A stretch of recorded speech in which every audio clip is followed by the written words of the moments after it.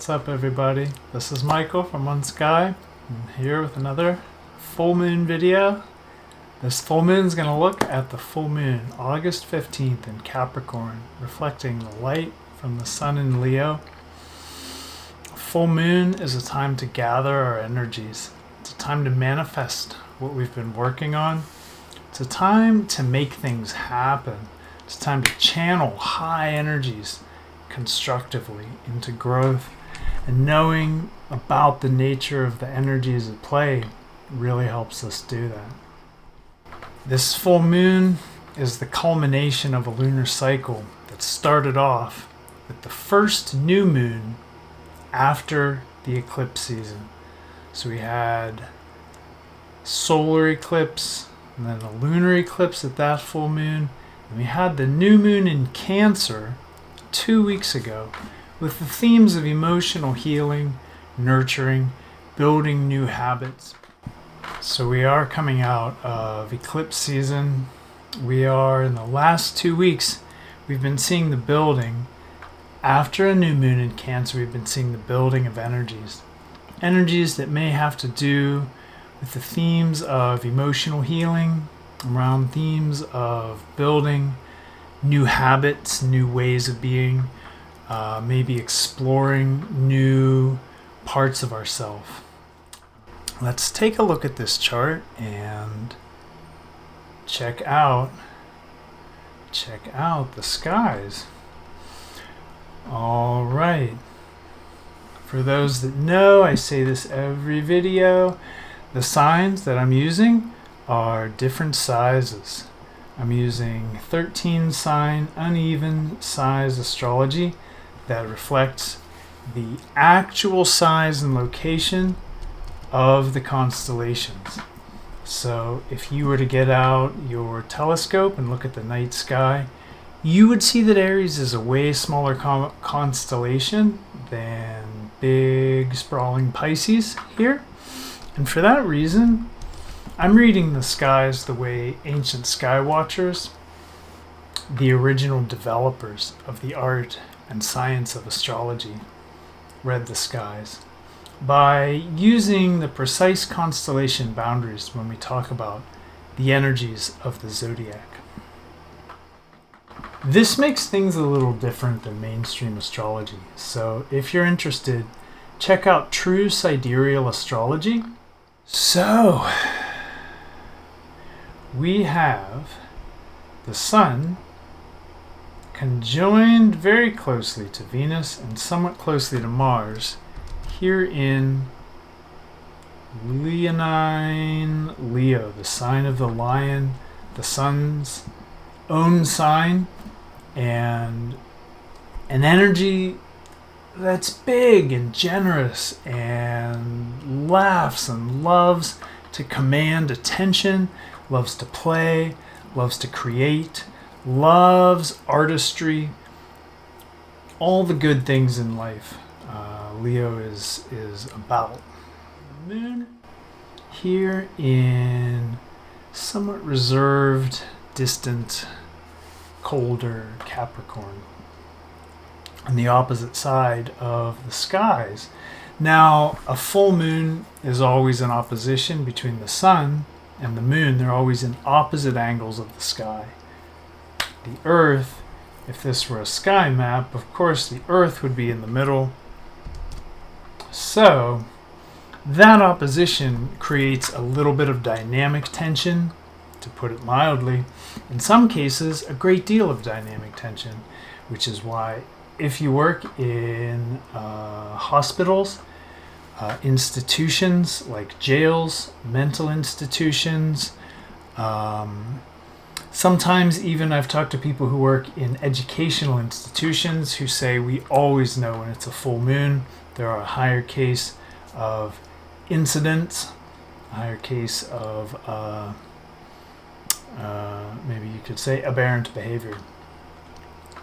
One of the reasons for these aberrant behaviors is because energies are very high.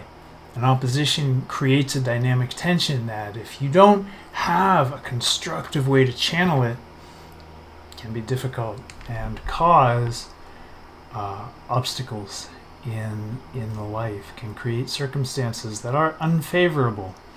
One of the main tools that astrology gives us is the understanding of the energies at play. So right away, we can see that the main energies here are Leo, big, bright, expansive, expressive. Leo the lion, the king of signs, the sun's home, the radiance, the warmth, the outward expression. And Capricorn, which is basically the opposite. It's about being reserved, contracted. It's about colder, darker themes like restriction, like discipline, patience, timing. These are Capricorn's main benefits to everyone that it bestows to people as a sign in the heavens, as a constellation. Is reflected in the psyche as our conservative side. It's good for listening, and it's good for anything where you have to look at a matter impersonally. That's when you want to bring Capricorn into the frame, is when you need that kind of colder, impersonal perspective. The energies of Leo are very, very high, and Mars and Venus are both conjoined the Sun. Venus conjoined very closely at 0 degrees, 21 minutes, and Mars somewhat more distantly at 5, almost 6 degrees. Now, when you get the energies of Venus and Mars together, you guessed it, spicy. And Leo loves to play. Leo's a flirt. Leo's about having fun. It's about the things we love in life. And with this Venus-Mars conjunction, that stellium is really radiating the light of some relationship action. Or, if it's looking inward, we're looking at the themes of gender balance in our self-expression. We're looking at energies of masculine being complemented by energies of feminine, or that drive, that desire, that outward-looking energy being balanced by that appreciating, listening, receptive energy. And this balance in Leo makes it a great time to just connect, to express ourselves. So the stellium here, Sun, Venus, Mars in Leo, is making this opposition to the moon, bringing the tension of cold, distant, impersonal Capricorn into the frame of warm, expressive, giving, playful, creative, artistic Leo. And this is being framed, interestingly, by a really close relationship to an asteroid I don't often include, Lilith here, in Virgo, in the degree of the star Spica. A very, very beneficial influence, a very blessed influence. Lilith in Virgo, in the degree of Spica, kind of acting as a bridge between the sun and moon here with this trine sextile relationship, bringing the theme, the energy of feminine rebelliousness, the young empowered female. That's the archetype of Lilith, kind of that mischievous, just energy that refuses to submit, refuses to play the role of woman that's given to her by men. Lilith is an energy that's often associated with feminism, body autonomy, self-empowerment, especially female empowerment, And so with all this relationship energy in Leo, I think that adds an interesting flavor to this full moon, especially in Spica's territory. It's a very auspicious, very blessed degree of the sky. We do have Mercury here in Cancer, and Mercury in Cancer is very careful, very sensitive, very considerate, very much nurturing of others in the way we think and feel. So this is very good, given the high amount, given the high degree of relationship energy in this chart, in this full moon. And Mercury, reflecting our thoughts, is making a nice close trine, nice 27-minute. So that's another 0 degree, very close. The closer the degree to exactitude, the more intensely that relationship is activated. And Mercury is activated by Chiron here in Pisces, another water sign. So we're looking at energies of emotional healing. And it's also activated by Uranus here in the degree of Alpha Aries. Alpha Aries, the star Hamal. And Uranus here, square Mercury, may give a little reason to butt heads at this time.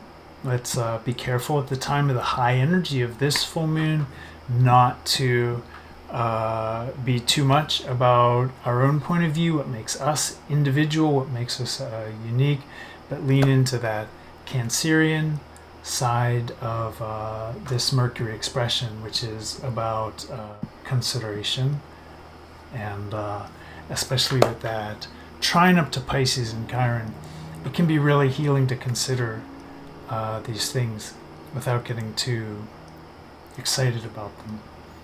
Uranus in Aries, square to Mercury in Cancer, is a little bit of a mixing of opposite energies, the fire and the water, the self and the others that Aries and Cancer represent. So there may be some alchemy that's asked of us here. Maybe finding that balance between being who we are and standing up for our unique and authentic, even if it's eccentric, true self, and being considerate of others, being understanding, respectful of other people in our environment, in our world, maybe in our family. Cancer has a very familial energy. So all of that relates to the realm of what's happening here in Cancer and Leo.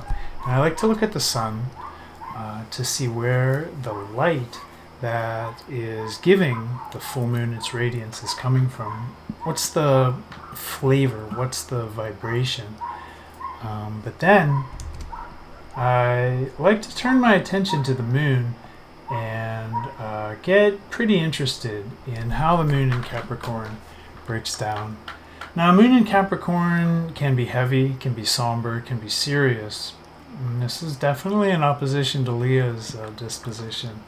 A moon in Capricorn can, like I said before, be kind of cold, kind of impersonal. But a moon in Capricorn is very shrewd.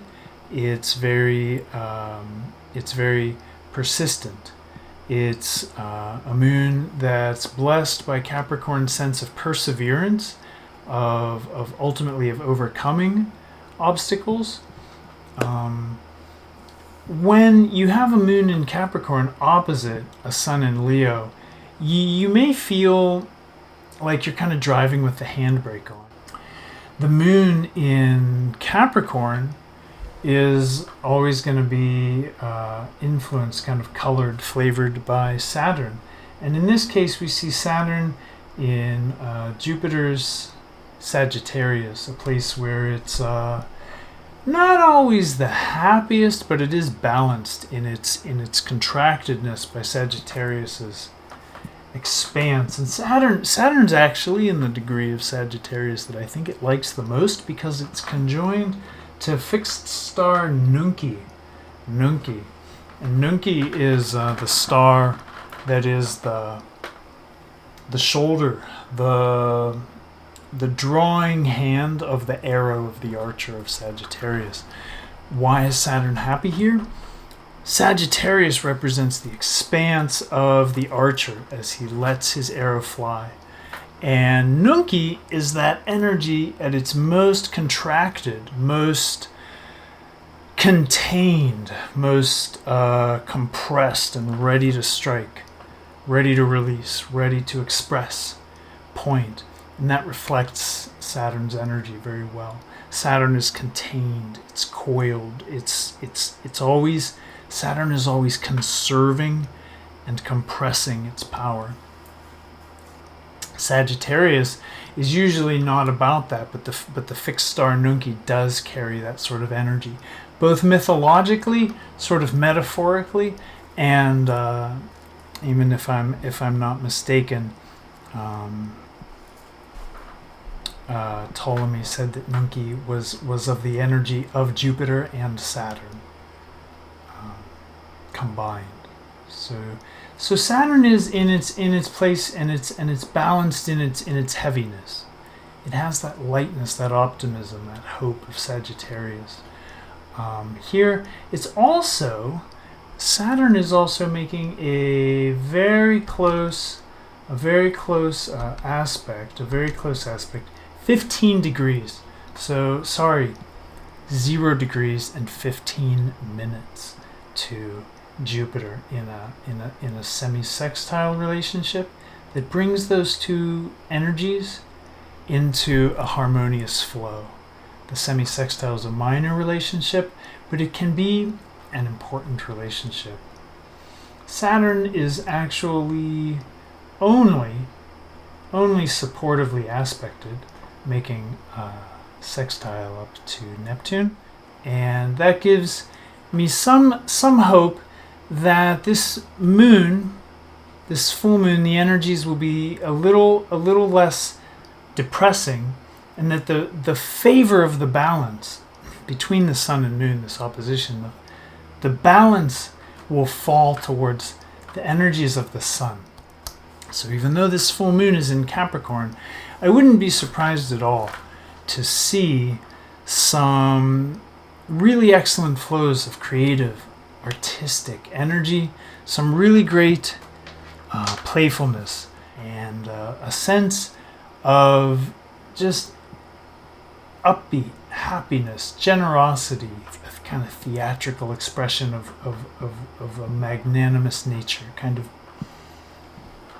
blessings, beneficial things. So that full moon madness, that lunacy that happens, that idea came from the fact that when the moon is biggest in the sky, we have all this energy, this dynamic energy. Now, that's because, in astrological terms, that's because the moon and the sun are in opposition. These two powerful luminaries, they have so much to do with our experience of our own inner world, of our perception of reality, and these powerful luminaries are making an adverse aspect, a stress relationship to each other. There's just all of this energy. So in this case, just to recap, we have that dynamism between Leo and Capricorn, the Sun and Saturn. We have the Sun in domicile, we have the Sun at home, and that would be in Leo, surrounded by close friends, Venus and Mars, and all of this energy is going to be really good for inner alchemy. It's also going to be really, really beneficial for relating to others in a friendly way, opening up, maybe making connections, possibly meeting somebody new. That sort of thing is also connected to these more activated feminine energies, as Lilith is making such close relationships to the sun and moon from a very activated point at Spica, a fixed star Spica. Mercury and Chiron continue to dialogue in this trine. That's the third time that Mercury has been trine up to Chiron in Pisces. What that means is right about this full moon, we should be integrating some of the things that we've been working with, themes around emotional healing, themes around how we can take care of and nurture ourselves, the people in our lives, our family. This is about healing, and this is about, with this relationship up to Uranus in fiery Aries, sign of the self, this is really about boundaries and a healthy relationship, healthy balance between ourselves and others. Finding that and flowing with any kind of reserved, any kind of slowed down, any kind of heavier, any kind of emotional energies that are of the nature of Capricorn and Saturn. And Saturn is balanced in its severity, in its heaviness, in the degree of fixed star nunci. Could be about potential, could be about taking off, but conjoined to the South Node, going to be expressing the energies of retrospection, looking backwards. So maybe some heaviness around that theme, retrospection, looking backwards, with this moon. But the main challenge for this full moon, simply balancing the opposition between the sun in Leo and the moon in Capricorn.